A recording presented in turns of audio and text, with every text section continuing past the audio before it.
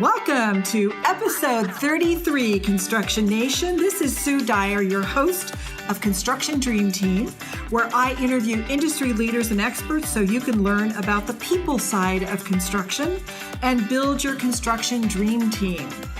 Based on OPE, other people's experiences, why not learn from other people who've already been there and done that? It's the shortest way to success. You don't have to suffer. For those of you who've been listening to the podcast, I know that you've heard that each of our guests have shared their best or favorite resource with us. And I would like you to head on over to constructiondreamteam.com/resources because we've compiled them all together in one place for you. So you can find all the books and all the podcasts, everything that everyone has recommended for Construction Nation to help grow your dream team. So head on over there and you can see the collective wisdom of everyone that we have talked to so far, and we will continue to do this. So let's dive in for today's episode.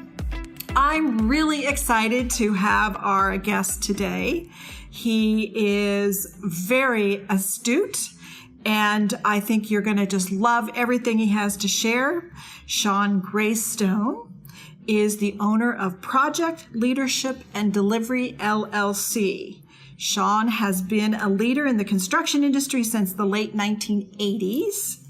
And even before that, when he started his construction companies, he discovered lean construction about the same time and became a committed student and proponent of the lean construction methodology. And that's about the same time that I became aware of lean as well. And I really think it's important for all of us to look to the tools that are out there. And now they've been around long enough. They're tried and true, and they're ones that can really help us. So with the methods he's used, the lean, on his projects, he teaches others. And so he really has become an expert not only in how to apply it, but how to teach it, which are not the same thing. And today, Sean is the owner of Project Leadership and Delivery, LLC. So welcome, Sean, to Construction Dream Team. Thank you so much, Sue. It's a pleasure to be here. So I know that you've had a while in the industry now. You've had a lot of different roles. So tell us about your journey. For now, you're at the point where you started your own firm and you've started Project Leadership and Delivery, LLC. Tell us about what brought you to all of this. It was not a short journey. I've been in this for a while. This is not my first company. I entered the Carpenters in New Mexico in 1974. So I came up on the construction side. I was recruited into a specialty group not too long after I worked for the first companies that I worked for.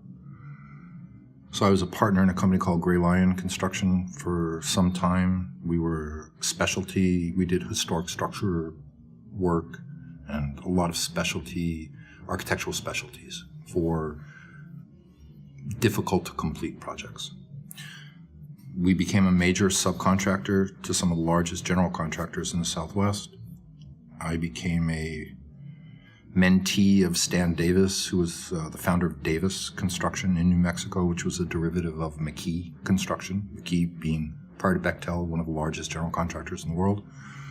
And so we cut our teeth on projects like Los Alamos National Laboratories and that kind of stuff, as well as major historic structures. By the time I hit 30 or so, I began to question the methods and operations that we engaged in general commercial construction in the United States, and had questions about how we operated, and was very concerned about the disconnects that I became aware of when operating within the system. So I formed my own group in 88, I believe. We founded Toltec Builders. And that was based in New Mexico. We ended up with 4 companies underneath us, and we worked nationwide as specialists, especially in historic conservation and reconstruction of significant historic structures. When the markets got difficult, 2007 to 2009, and the construction, housing, and banking industries were all in crisis. Just by the nature of my work and our work, I began to transition more heavily into owners' representation. So I was asked to represent owners on some complex and difficult projects. So we closed Toltec. It actually finalized operations 2012 to 2015. So we were in business for 25 years or so. So I moved into owners' representation right around 2009. I was recruited to do a historic conservation project in Washington, D.C. on John Russell Pope's first monumental structure on 16th Street. So we put that project together. To keep a parallel track going, I met Greg Howell, probably mid-1980s. So tell the listeners who Greg Howell is. They may not know. Greg Howell and Glenn Ballard, both structural engineers and heavy general construction people. Greg was out of Stanford. Glenn was out of UC Berkeley. They were engineering professionals. I am a past president of the New Mexico chapter of the building branch of the Associated General Contractors. In New Mexico, the Associated General Contractors controls the construction engineering chair at the University of New Mexico. And Greg Howell applied for the position.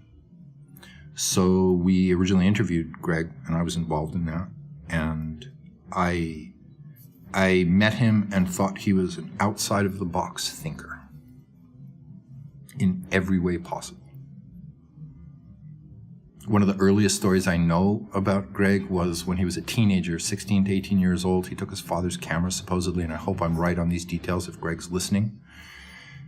Took his father's, whatever it was, 8 or 16 millimeter camera, set it up, and watched an apartment building across the street from where he was living being built.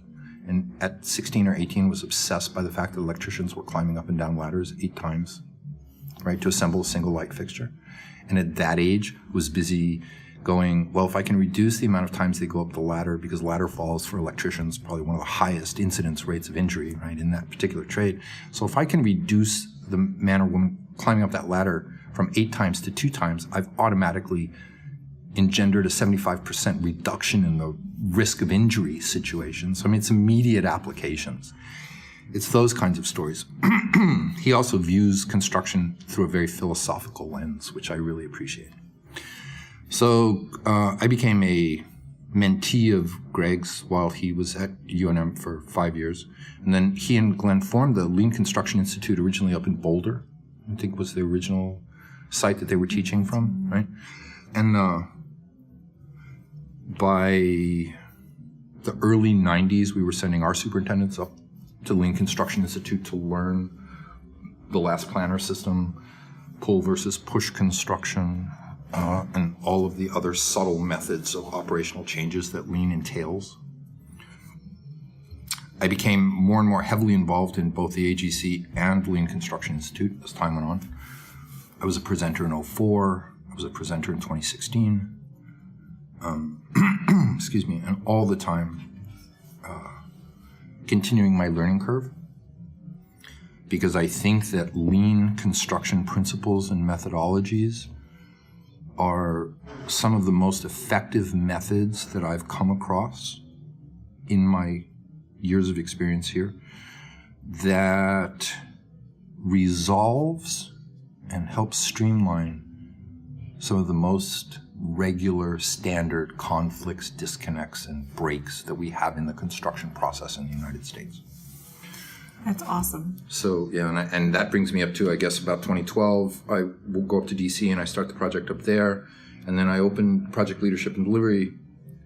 I kept getting pushed by my peers.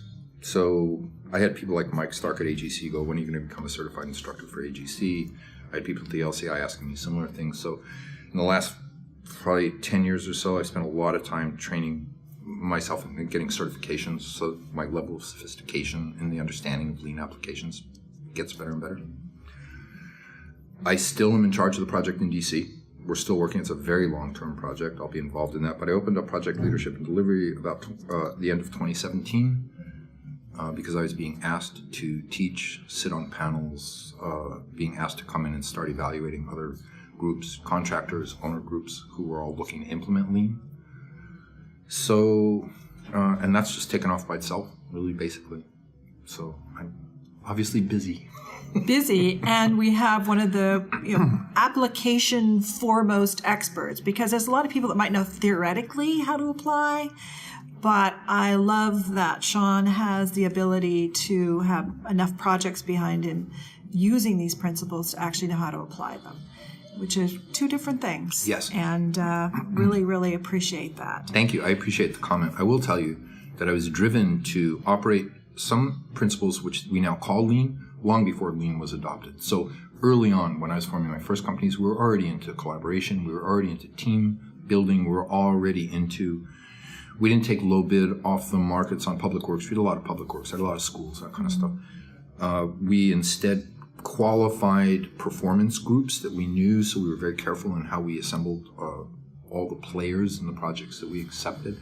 And this was before I understood more technically, more formally, complex team building for difficult projects. Now, you've been leading projects, leading companies, leading entire efforts within the industry for a lot of times. What do you think is your greatest strength as a leader? That's a really rough question. We like to ask the rough ones here. One of my most important mentors in life is a retired Marine Corps general who spent also 20, 25 years with me. So I believe one of my strengths is my ability to think strategically. And I spent a lot of time exercising that.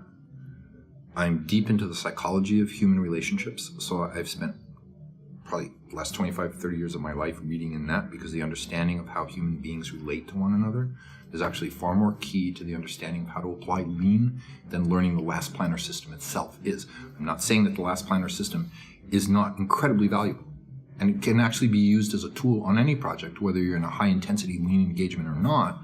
But you can practice the last planner up and down 24 hours a day, 7 days a week for 5 years. And if you don't understand the interrelationship of what creates resistance, inertia, siloing, sheltering, defensive behaviors, and all the rest of that kind of stuff, we are not going to get through the more complex aspects of building high-performance teams.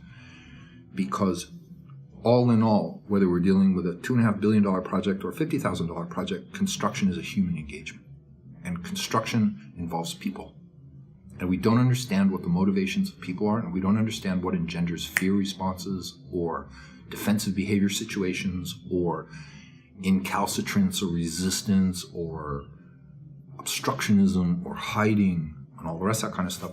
We are not going to get very far when we're dealing in a system which values transparency, clarity, trust, vulnerability, and the deeper levels of human engagement. So the real question in a lot of lean applications, the understanding of a lot of this is figuring out what motivates people and how to figure out how to help augment the changes in behavioral understandings.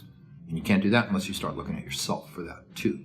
I was trained the old school way. I was brought up in a heavy-duty, low-bid federal procurement construction group. So, which is a forced performance environment. I was trained by people who got their engineering and estimating skills and experiences in 1935. So that paradigm, that's how I was trained. And that's what led me to being almost 30 and starting to question, why are we doing these things the way we do them? Which, as I was taught, that's how it's been done for 100 years. This is how we do it. And no one was really interested in looking at, wait a minute, is there a better way to do this? Is there a way? And take it another step, and you have to start looking at, we work in a very non-human environment. We work in an environment that has one of the highest suicide rates among the professionals that we operate in. We work in an excessively high-risk environment. We work in an environment that has currently, if my numbers are correct right now, 4 deaths and 16 permanent life-crippling injuries a day in our industry, and that doesn't include heavy highway work or tunneling.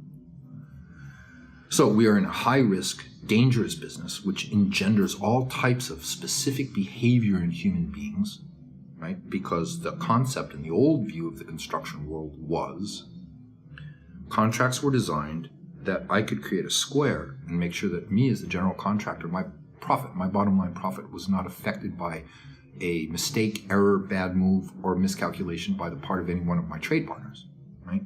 meaning it was okay if the electrician went out of business on a project as long as the project was completed on time, no liquidated damages. And if the electrician lost out, that was the electrician's fault. They didn't bid it correctly. They didn't do the takeoffs correctly. They missed something. That entire environment is destructive to human nature. This is why I believe we have such a conflicted and difficult environment that we work in, which also engenders resistance, inertia.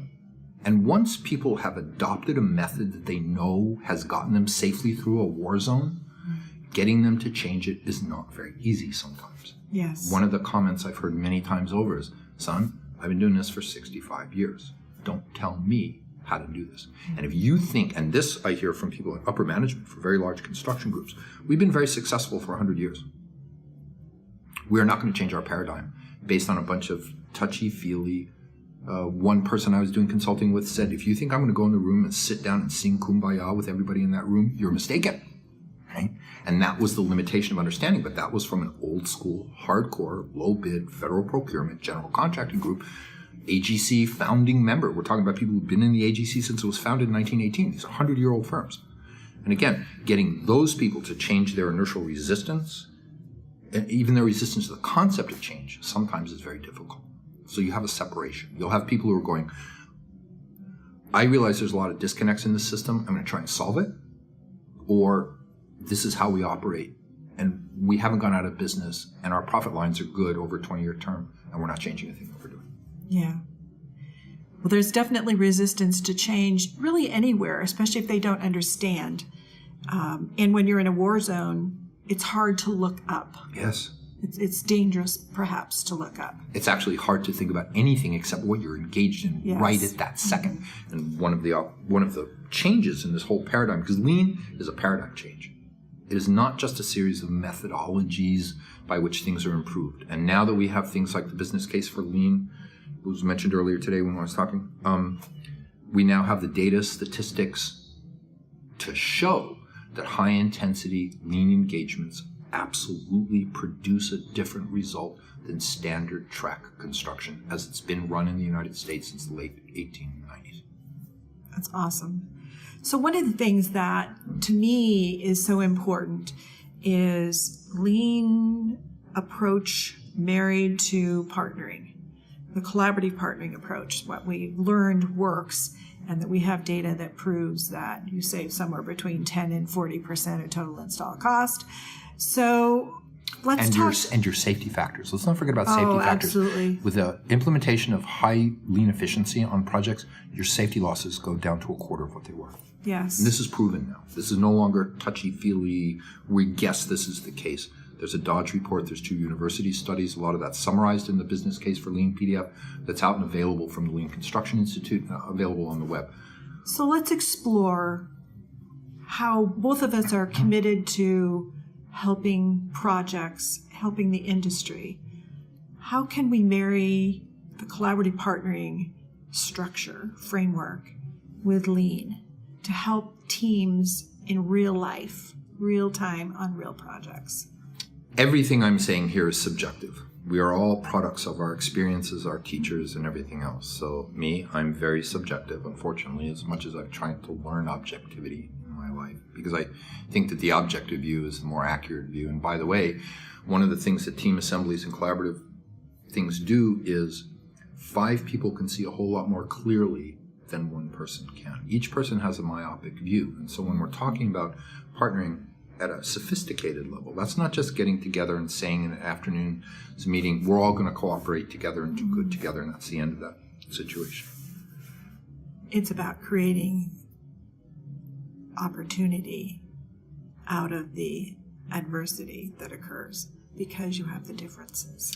That's one of the things, and you and I talked about that earlier, which is a formula that I use when I'm teaching. It didn't matter whether I was teaching this to my children and grandchildren or whether I was teaching this to a class full of people wanting to learn lean. There's a formula, which is that adversity leads to opportunity and opportunity leads to advantage, right? So there's an approach to adversity, conflict, and that type of things, which there's a change in the lean approach, which is every mistake is nothing but a learning opportunity, period.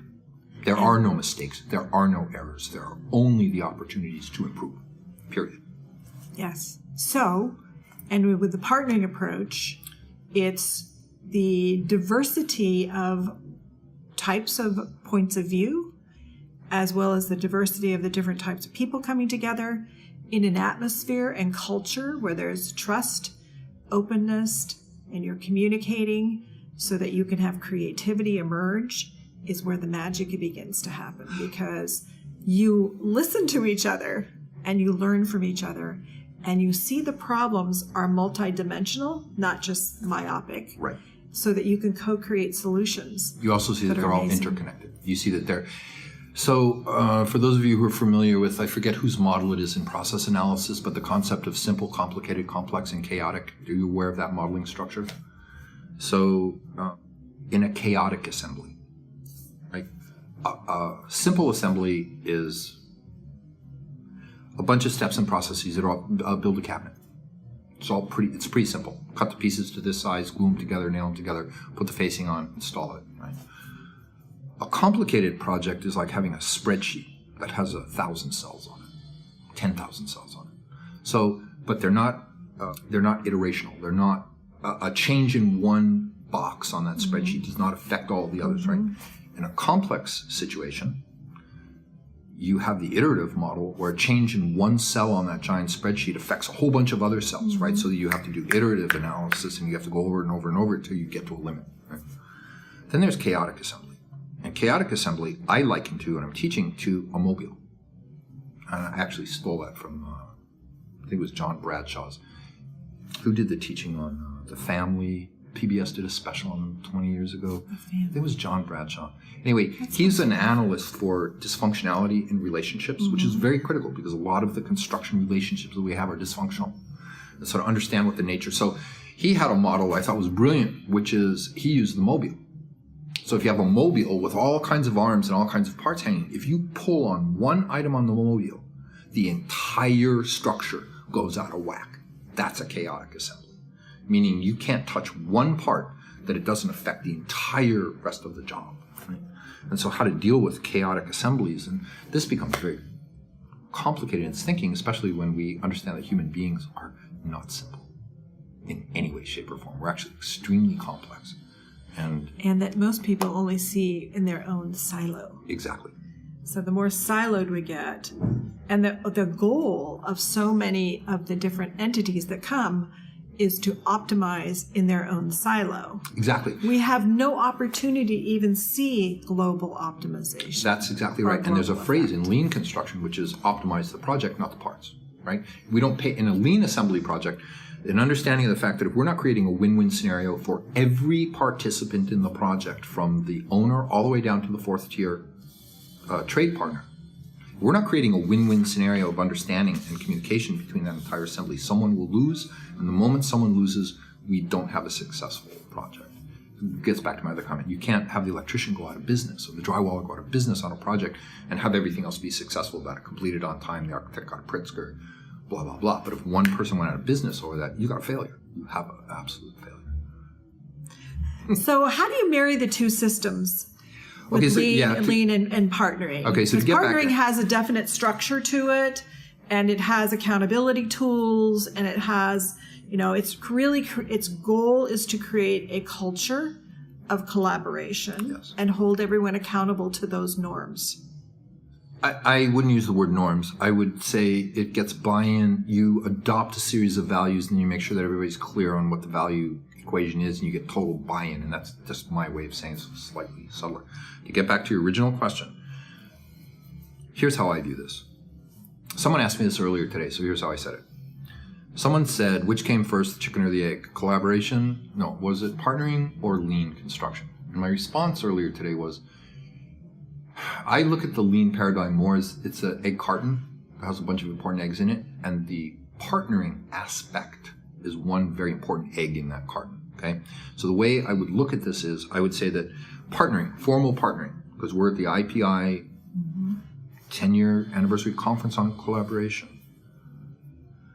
Partnering has taken the buy-in of specific team members through conversation and agreement.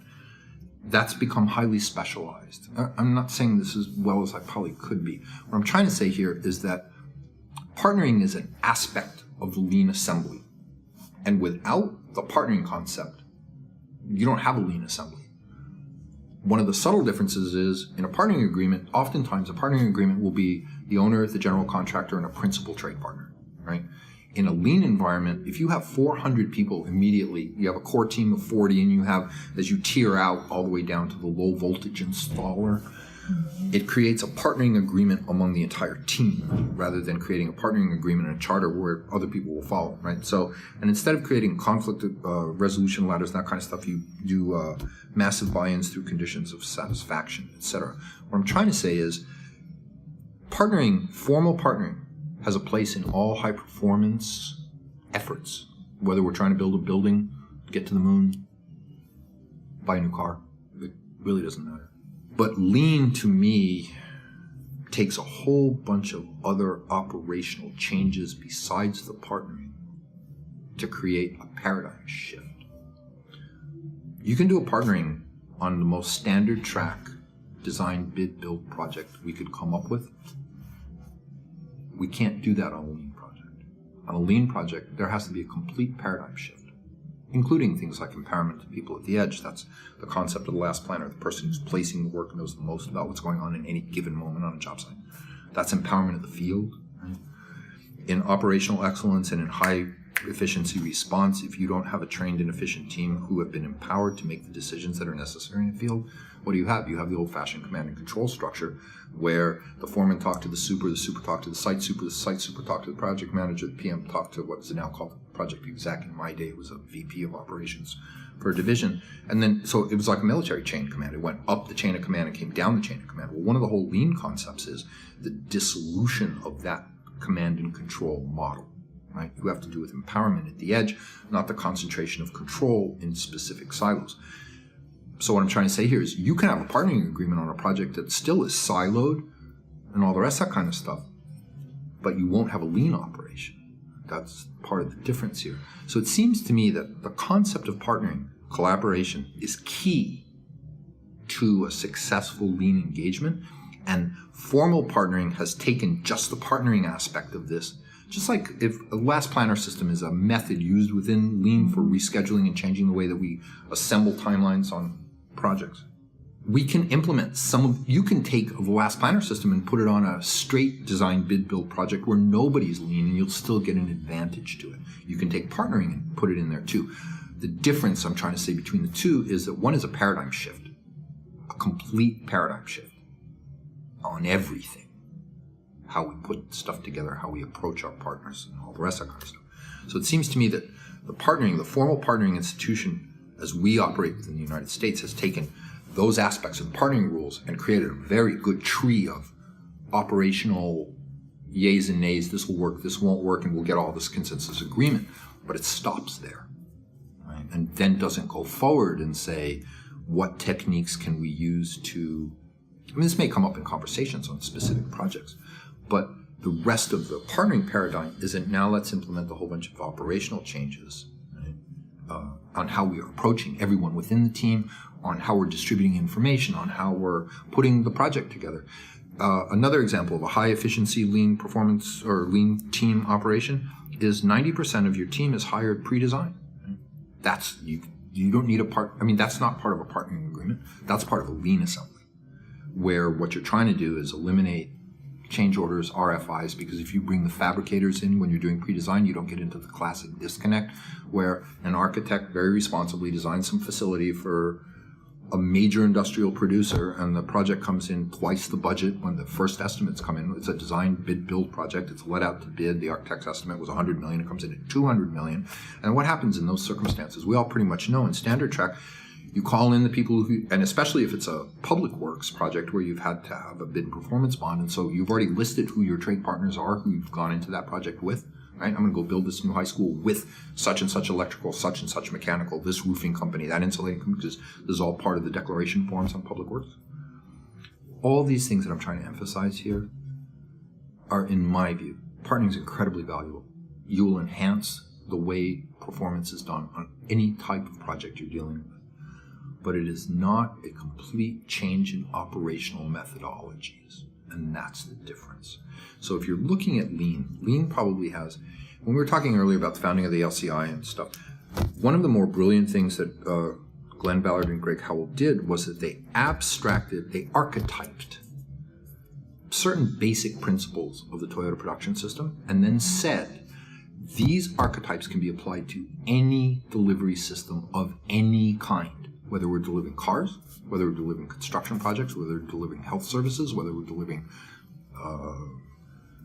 hospitality, hospital operations themselves. Forget about the construction, the operation. Some of the leading medical groups now are using mock-up rooms where they're bringing everybody in and they'll redesign an emergency room. They'll rent a warehouse, build a cardboard model of the emergency room, bring in all the actual doctors and nurses, and then run through standard operations over and over and over again, looking for ways to improve. Well, if we move this table closer to this and we put the gas over here instead, then as we're dealing with the triage aspect, that's all Lean. That's Lean assembly. That's not partnering. That's Lean assembly. How are we looking to improve here? And how can we make each little process step better and better and better? Yes. Yes, no, I think it makes perfect sense to me. It also makes perfect sense that you're creating an atmosphere that really allows for it to happen. Yes. If you're talking about needing to have a total paradigm shift, partnering almost tees it up so it could be hit. It actually engenders the buy-in of the Yes. entire team so that they'll say, okay, now we're going to shift the paradigm because I'm going to pretend I'm the owner now because I do a lot of owners reps. So I'm going to say that we want that's great. And now we've all committed to the fact that we're going to be open-minded about this. Now let us introduce to you a whole bunch of changes in principles and interrelationships and how we're going to build this team together. And that's more of a Lean approach, right? And the other thing about Lean is partnering takes training, definitely. Lean takes a lot of training as well. And the training paths are slightly different. So if I'm a project manager and I would like to start with some Lean concepts on my project, what advice do you have for a project manager who's interested in learning more and applying it? I was lucky enough to be interviewed by Howard Ashcraft for the book Integrating Project Delivery.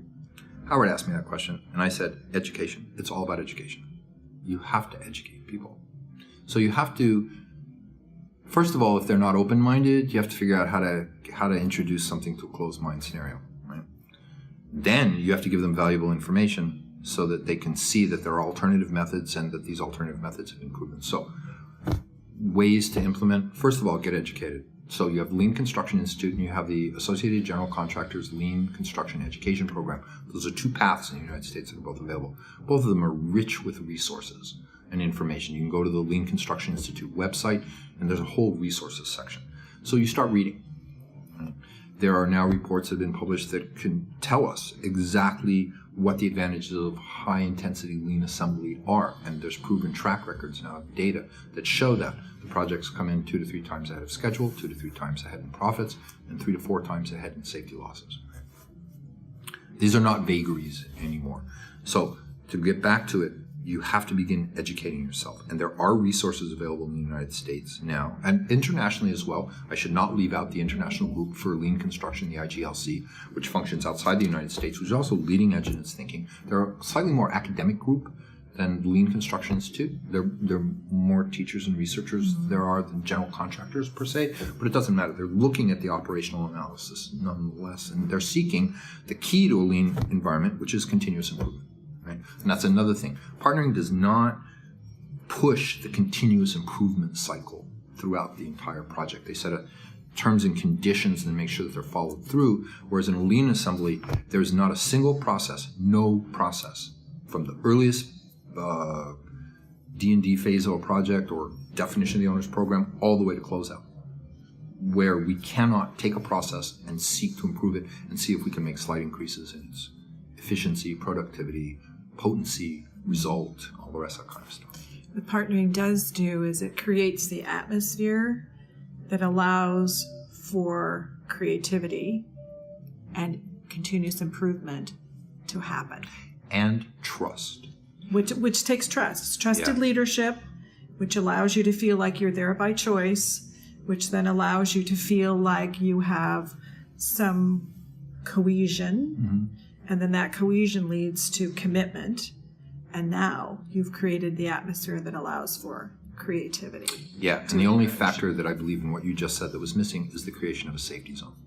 Because no one will engage in an operation where they're going to be called out in a team of professionals as being ignorant, inefficient, incapable. Well, that would not be in a partnered project. You wouldn't probably have such things. I have that would be seen some standard against the norms. Yes, it would be, but we are dealing with human behavior. Yes. And again, there are times when people can adopt a system and do whatever they want with it. And that's one of the but problems. They need to be, the idea is to create a safe environment. Yes, and that's really critical because you will not get buy-in when people are being defensive and non-trusting. Absolutely not. Period. It just won't work. You won't get any creativity. It's an impossibility to have continuous improvement if you don't have an environment of high trust. Yes, which is why on teams that I'm managing, we have rules. There are no stupid questions, for example. There is no such thing as a stupid question. It doesn't exist. So no one at the table can say, right, and no one can say, that's a stupid idea or any of that. Everyone has to listen. Everyone has to be attuned.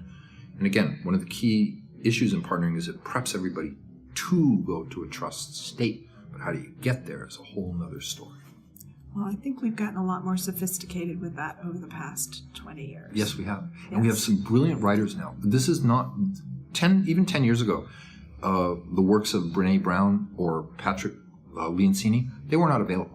Okay, so the analysis of what creates high-performance teams or how do we get into a vulnerability-based trust scenario where we will not breach under any circumstances, a lot more difficult to get to than it sounds like in this conversation. Yeah. These are not easy changes. No, it takes commitment. Yeah, and it takes the ability to drop your guard. And it takes the ability to be vulnerable and not worry about if I look bad at the moment or if this might not work. So tell us about your project leadership and delivery LLC. So what kind of things are you doing with your company? I'm a certified improved instructor for the Lean Construction Institute. I'm a certified instructor for the AGC's LCEP program, so I teach a lot. So, and those are two different tracks, very similar, but two different tracks in learning. So I do a lot of teaching. I do a lot of consulting. I do a lot of being called into projects that have hit a break, or have hit a clash, or have hit a conflict. So I do a lot of that, being able to go in and help untangle a skein of what has now become a very tortured knot of multiple people's intent, right? So how do you comb that all back out? That tortured knot. That's pretty accurate. About right? That's pretty accurate, yeah. Which leads to what? Conflict and resistance and recalcitrance and the inability to listen and the shutdown of openness in the situation. So these are all counter to high-performance teams, partnering-based, collaborative effort. And by the way, we talked about this morning earlier. We don't teach collaboration very well. And so one of the things I do in project leadership and delivery is we try and teach collaboration. We try and teach the understanding of the dropping of defensive behaviors and how to get a team to engage. So oftentimes it's not so much the teaching of the last planner system itself, which I do plenty of. I mean, I'm certified to go teach all that, and I do. And I love doing that. I absolutely love teaching because I learn more teaching than I do teaching. What I do a lot of at PLD is walk into a break situation and go to fix it. Yes. Right? And help everybody understand how to get out of that conflict. And again, this is a subject we also talked about earlier today, which was the understanding of the difference between constructive conflict and destructive conflict, and the understanding of conflict itself, and understanding that conflict can actually be healthy. Right? No conflict, you have no motion. You end up in a state of inertia without conflict. Yes. So conflict is actually healthy and necessary to get to the changes required to actually improve a system. We have to have friction. Mm-hmm. You have to have discomfort. We don't move unless we're uncomfortable. No one is driven to seek an alternative method if they're comfortable within the method themselves. Period. Why should I? That's that same thing. I'm a 100-year-old firm. Why should I take all this touchy-feely, feel-good stuff that you're telling me about, all sitting in a circle and holding hands? That doesn't apply on a $2 billion wastewater treatment facility plant for the city of Cincinnati. I mean, it just doesn't work. And I'm making all that up. There's nobody in Cincinnati or anything else, but I'm just saying it's not, once again, it's not as easy as it looks. No, it's not easy to get people to understand. So anyways, that's what I do a lot of. I teach, I consult. I have some general contractor clients who are trying to do what we call in the industry a lean transformation, which is a 60-year-old company that's been such a specialty concrete contractor, wants to go into general construction, but they want to be a GC, and now they want to be a lean GC. Mm-hmm. So how do we do this? So it involves training. And the training that you train for PMs, PXs, and above is not the same training that you use for superintendents down. Okay, they're connected, but because the responsibilities and roles are so different, you would start with the last planner system for a superintendent. You would start with the understanding of trust and collaboration with the PXs and the vice presidents of operations and that kind of stuff. Because, again, they have to be able to be comfortable enough to drop their traditional behavioral roles and adopt something different. Cool. So we ask everyone to leave a gift, a resource, something that has been meaningful to you. It could be a book.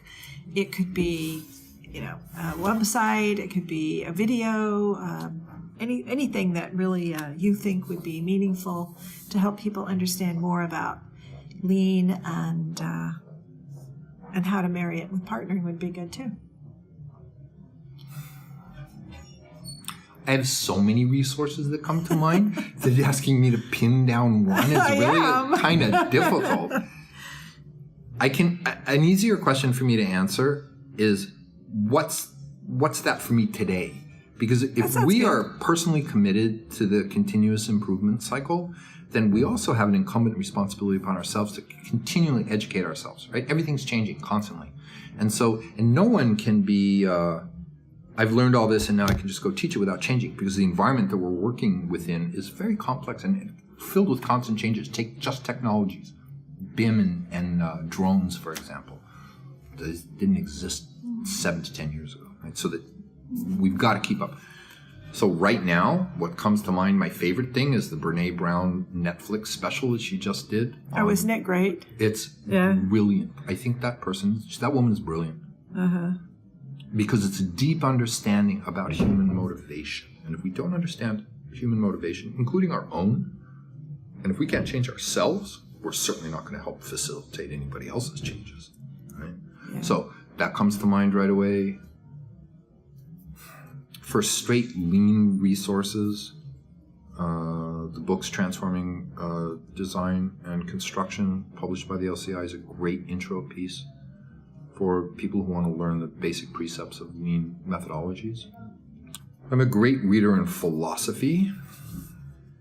So to me, understanding the human, again, I read as much in psychological human work as I do in methodologies of how to run a BIM something. Well, we'll just tell people that look at your psychology books and find one that speaks to you, and you can learn more about human behavior. It will take you. And devote yourself to continuous improvement. Most projects that I'm on, we have a project library. We demand that people read. We loan books out. We keep a bookshelf of and whatever comes up in conversation. If it's this week, it's Leoncini's work, that's fine. And if it's Glenn Ballard's paper from 8 years ago on something, it's whatever it is, but we keep a ready reading library. So there's something a project manager could do starting tomorrow. He could start a project library. Absolutely.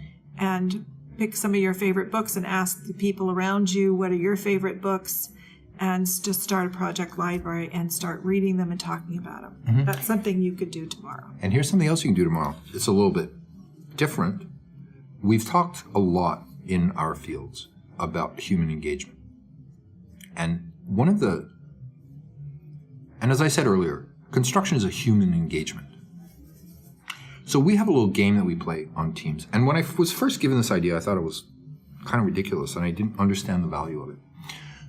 So can you imagine a room with 20 core team members, and in a lean project assembly, we are paying people for their time at all times, meaning in a standard track, major general contractor will do all the pre-con and estimating for free, expecting to make it up when we actually do the project. In a lean environment, when you are bringing in 90% of your project participants at the early level, you're paying them for their time. So when they come in to just talk about the pre-planning, you're actually paying them their billable rate. So let's say we have a table of 25 people, and their billable rates are floating between $175 and $350 an hour. which means let's say we're averaging $2.25 an hour for 20 people around a table. So what are we at? $4,000+ an hour, right? And we will take 15 minutes at the beginning of every major meeting that we have. And I deal a lot in clusters, and that's a whole nother story. We take our large teams and we break them into clusters. I find clustering is a very effective way of managing group information. So we will suspend everything. So imagine this, a conference room table with 25 people at it. And what we do at every meeting is we do something called, I think the term that was given to me was silly human games. And I'm not sure if that's really what the phrase is. But we pick a person in the group and they have to ask a personal question, a very personal question. And everybody around the table has to do it. And we have to finish it within 15 minutes. Well, $4,000 an hour, that's $1,000. That's $1,000 of the owner's money that we're expending. When you begin this process, you're going to find very simple questions. What was the best vacation you ever took with your wife? What was the something, right?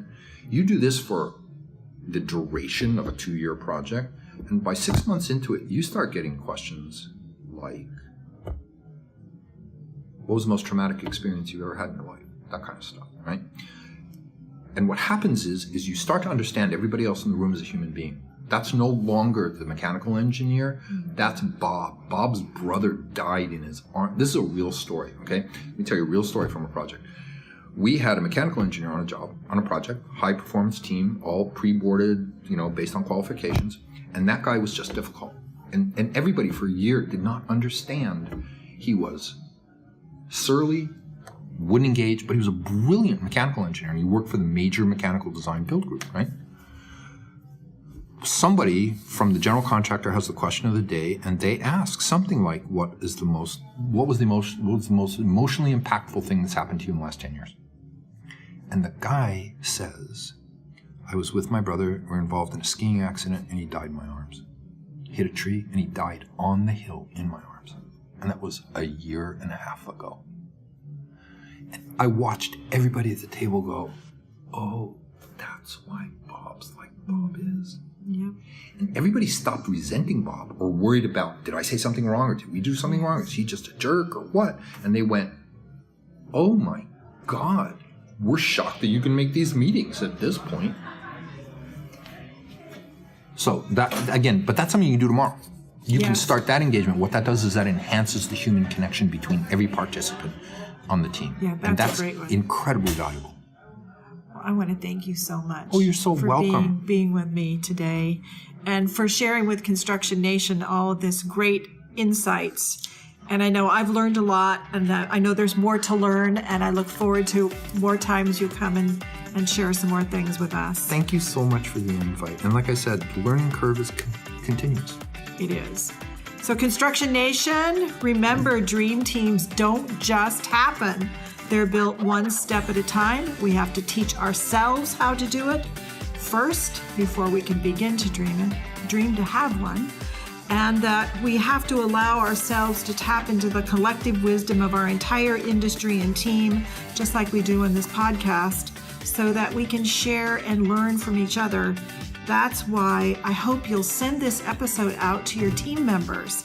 Let them think about these other kind of concepts and ideas.